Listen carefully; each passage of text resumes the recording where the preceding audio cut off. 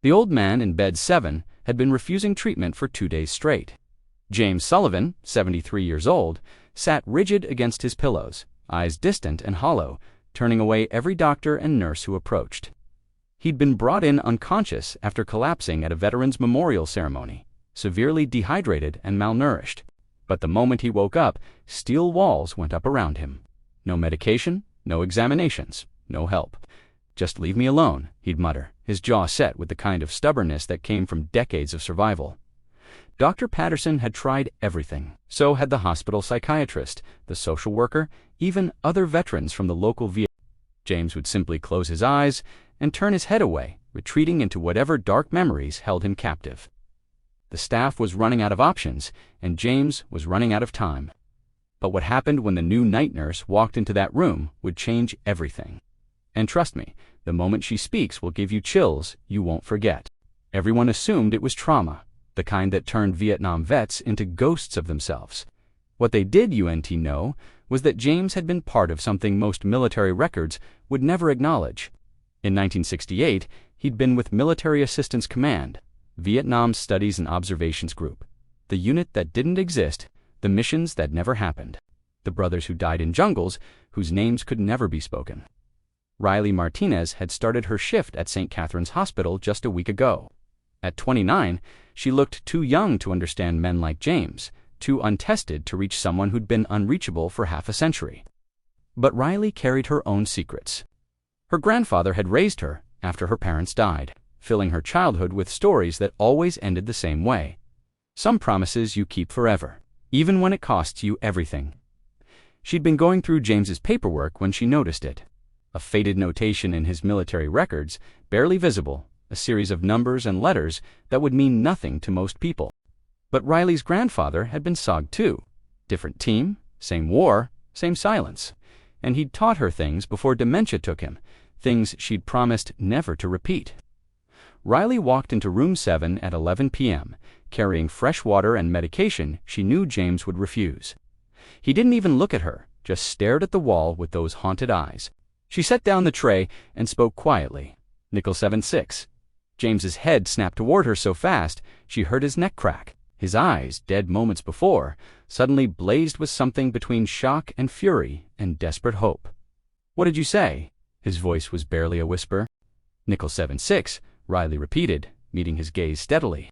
"Prairie Fire Operations, 1968. You were Recon Team Python." The old man's hands began to shake.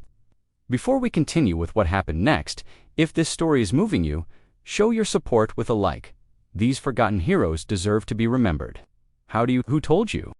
"My grandfather was Cobra Team," Riley said softly. "Staff Sergeant Ramon Martinez. He spoke about Python, about a mission near the Laotian border where Python saved Cobra from an ambush.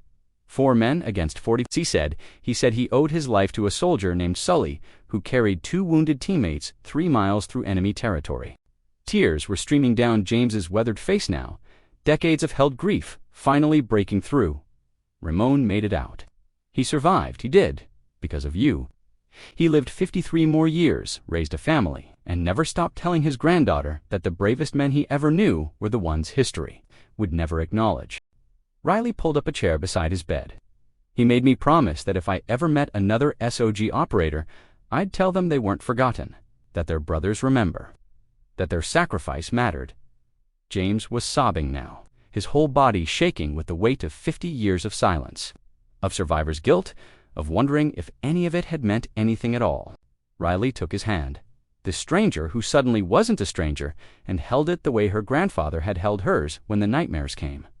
"Let us help you, Sully," she said gently. "You spent your whole life saving others.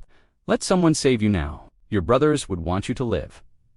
Something broke in James then, or perhaps something finally healed. He nodded, just barely, but it was enough. Over the next weeks, as Riley treated him, he began to talk. Not about classified missions, but about the men he'd served with, the ones who never came home, the memories he'd carried alone for so long. James left the hospital 6 weeks later, 40 pounds heavier, attending therapy. Reconnected with other veterans through Riley's help. On his last day, he hugged her tight and whispered, "Tell Ramon's granddaughter she kept a warrior's promise. That matters more than she knows." Riley watched him walk out, standing tall for the first time in years, and understood what her grandfather had tried to teach her. Some codes aren't meant to be broken. Some promises transcend generations, and sometimes the greatest act of healing is simply telling someone they're remembered. This story shows us that recognition doesn't always come with medals or parades. Sometimes it's a whispered code between strangers, a promise kept across decades, a granddaughter honoring her grandfather's memory by seeing what others missed. If Riley's dedication moved you, if it reminded you that every veteran carries stories we'll never fully understand, please share this with someone who needs to remember that no sacrifice is truly forgotten. And if you've ever felt invisible, if your service or struggles went unacknowledged, know this: somewhere, someone remembers. Your story matters. Your courage counts. Subscribe for more stories that honor the silent warriors among us.